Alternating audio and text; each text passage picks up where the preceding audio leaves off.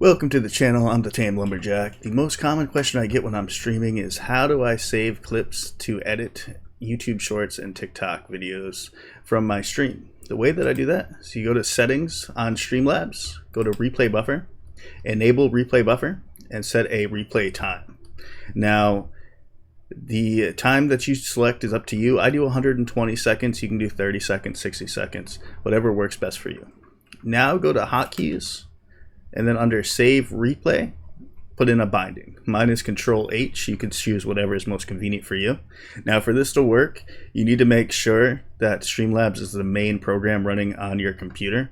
So make sure it is at the front of the list that you clicked into it, or else when you hit the button, it's not going to work. Now go to Output, Recording, and under Recording Path, that's how you're going to find the video. That's how you're going to set where the videos go. So you can hit browse and then make a selection on your screen about where you want the videos to go.